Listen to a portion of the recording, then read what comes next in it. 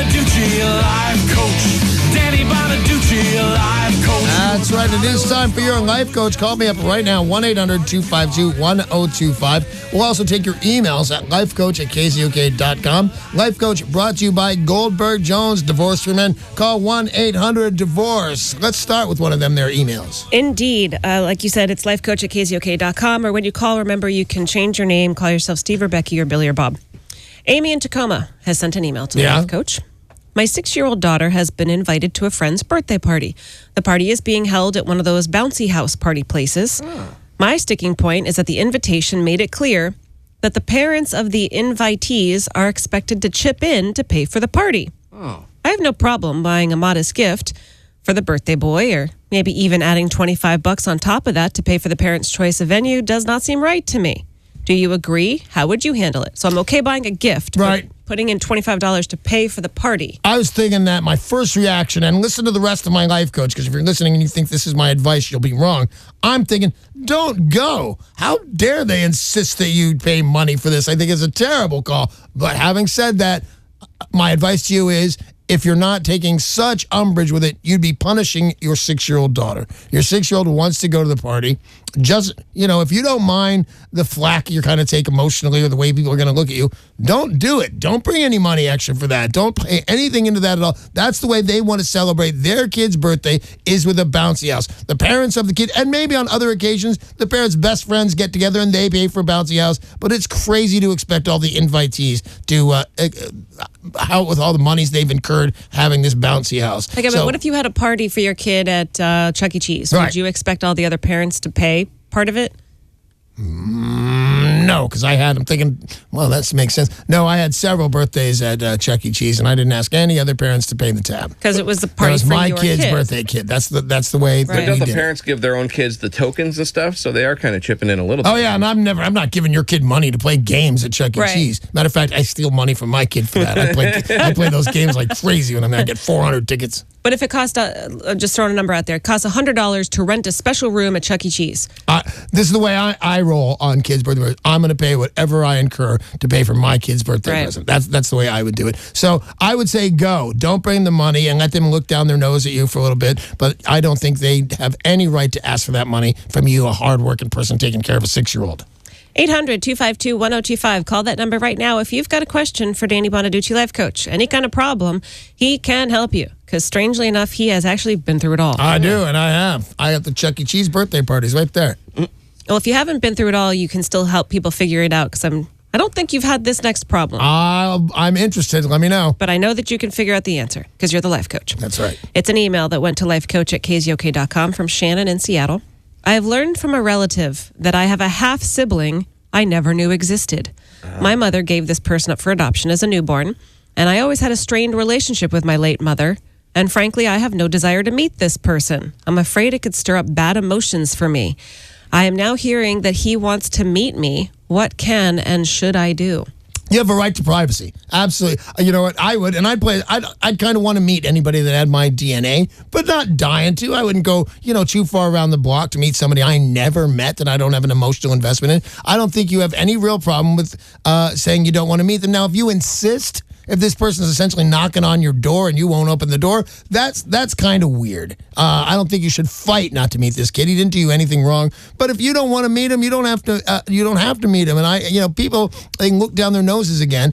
People who oh, you've got a cousin or you've got this. You were up for adoption. You don't want to meet your birth parents. That's up to you and up to them. I don't think you have to meet this guy at all if you don't want to. Well, and it's tough because he's saying she is saying that a strained relationship with the mom, like maybe if everything was okay with the mom. Right, but it wasn't. It wasn't, and she doesn't want to meet this guy, and she doesn't have to. Her life is her own, and this kid is just kind of like, knocking down doors to get to meet her. You don't have to. You didn't do anything to have a floodgate to why you would have to meet this person. Well, were you given an option when you found out you had a half-sibling? Yeah. But I'm very glad that I met her because we have a great relationship now, and her and my mom have a great relationship now. But did she reach out to you, and did you have the option? She reached out to my And yes, my mom had the option to say yes or no, and it's something that had been weighing on her, for 30 years or however long it had been. You have a half sibling? You didn't know that? No. Why don't I know that? Everybody knows that. Is boy or girl? Girl, I have a sister. Is she hot? She's a younger version of my mom. So yes? Yeah. Wow. And my mom was in Spain when she got knocked up, so she's a little bit olive skinned. Look at her go. Look at your mom rocking. She's just backpacking around Spain. Right. Says some guy's got some extra tortillas or whatever they got there. And she said, hey, I like your tortillas. Let's go to a bullfight and make sweet, sweet love. That's exactly what happened. That is exactly. That was the craziest mashup of France, Spain, and Mexico. They have bullfights in Spain, don't they? And they have tortillas, don't they? They have tortoise. Same thing. Sure. Now let's have sex. But I love your mom. What a free spirit, awesome chick. And it's tough too because there were different times. When this happened to Will's mother, it was she had to disappear. She strongly frowned upon. Yeah, she went to visit family friends for 6 months. And then, you're not always given a choice. But unfortunately for Shannon in Seattle, strained relationship with the mom, then means you're meeting somebody maybe you don't want to meet. And you know what I mean? That's all it is. The one thing that you're in charge of your life, guaranteed, is your personal space. And you don't want to meet that guy, and you don't have to. Yeah. Will met his and liked it. So I think you should consider what are the reasons you're not meeting this person. Is because you had a strained relationship with your mom? Because this kid, don't make this guy pay for mistakes your mother made. Right. Now, I wonder, would it be different if it was an affair? Like if I found out my dad had an affair and resulted in a kid, I don't know that I'd want to meet that kid. Really? Whereas with Will's mother, it was before she was married. But so say turns out Will's mother... she was running with the bulls and ran into some guy's house. So what if you found out, Danny, that your mother had an affair? Yeah. She disappeared for 9 months. Yeah. And there was another kid out there that was your half sibling. I'd meet him. I wouldn't think about it too much either way. Having said that, I had a call from Douglas Bonaduce not too long ago. He was in town for something. Like, I'm busy. Who's that? A cousin. Oh. I think he's a weatherman in Utah. Oh. And I just went, I don't know, I'm busy. Really? I'm not going to make myself unbusy. He's no matter what his last name is, I don't know you, and I'm kind of busy watching TV. So he just called up and said, I'm your cousin, want to hang out? I knew who he was. I was aware that we have a cousin named Douglas. Otherwise, I'd have said this was a crank call. But he said, this is Douglas. And I said, yeah, I know. You're a weather forecaster in Utah. He said, that's me. And he's ripped, man. He's all beef. Is he? Yeah, he's all buff. Is that why you didn't want to? Yeah, bastard. Tell me if there's rain and buffness in my future. 800-252-1025. That is the number to talk to Danny Bonaduce, life coach. Remember, you can change your name if you want to. And if you would like to email, you can do so at lifecoach@KZOK.com. I've got an email here from Robert in Kent. I'm very interested in a woman who says she can't date me because she keeps getting back together with her on-again, off-again boyfriend, a guy she admits he's not good for her.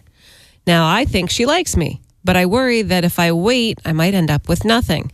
Should I let her figure out this on-again, off-again thing on her own and hope she'll come to me? Or should I just walk away and look for someone else? Walk away. She's cancer, dude. What's wrong with you? She has me wait while she goes out there. The only thing she could do that is worse is she's dating a guy in prison. Shy of that, she's a lunatic, man. You want nothing to do with this girl. You may like her, but she keeps... Why would you even pursue this? She is a bad girl, and I'm not kidding here. This is a bad girl who has not cared about your emotions currently, and she won't change her tune, and she's not going to care about your emotions in the future, and you're going to get emotionally invested in this chick, and she is going to leave. So I'm telling you right now, you want nothing to do with this girl.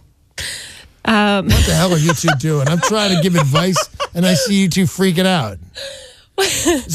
Do we know this person? He was trying to tell me I have kale in my tooth. Oh. I was trying to be cool about it. He wrote me a note. Yeah. And then I started giggling because I'm trying to hide myself from Danny TV because I'm eating kale for breakfast. You know why you don't eat kale for breakfast? Because it sucks? Because it gets stuck on your teeth. There's another reason? I was trying to be cool about it. I know you were, and I'm sorry. I laughed. Thank you, Will, for telling me because that was very nice of him to do so. And he doesn't do nice things very often. Having said that, stay away from this woman. She's terrible. Yeah. On again, off again. Get out of here. Same kind of advice I've given you. How's that working out? Which one? Most of the time when people reach out to the life coach, they listen to you. They take your advice. And they call back and they say, thank you, Danny. I listened to you. I did what you said. And now everything's great. You have given advice to our little friend Will. Stay away from that girl. She's a harlot. She's there to break your heart, Will. And is he still... Oh, no. He still sniffs around her all day. Like, I'm Will. Let me be your doggy. It's kind of an actual description. That's how that goes. Yeah, it is. Wendy and Everett sent an email to lifecoach@KZOK.com. My boyfriend and I were friends before we started dating, which was 6 months ago. Right. Our friendship was effortless, but I feel like our romantic relationship is a lot of work. A friend pointed out that we seem to have way more we need to talk conversations than most couples. How do we get past this? Or is this a sign that this relationship is just too much work and it should probably end? It's a sign that it's too much work, but I'm not saying that it should probably end. All relationships are work. There's a very good chance that you should hang in this. The thing is, and a lot of people think this, that if you're friends beforehand and you're close friends and the relationship is effortless, like she said, that this is going to be the same thing in a romantic relationship. And that's not the case at all. It doesn't mean that. That's not a guarantee of that at all. So if you're only 6 months in, I would give it just a couple of more months. And if it's still difficult, and if you're having conversations, we need to talk. That shouldn't be happening in the first year. We need to talk, maybe once or twice, but certainly not often. So I'd give it this a couple more months and then a clean break if that's the kind of relationship you're having, and go back to being friends, because that was effortless, and I think you'll do better as friends. And that's Danny Bonaduce, Life Coach. That's all the time I have right now, but I appreciate your phone calls and I appreciate your emails. Life Coach brought to you by Goldberg Jones Divorce for Men. Call 1-800-DIVORCE.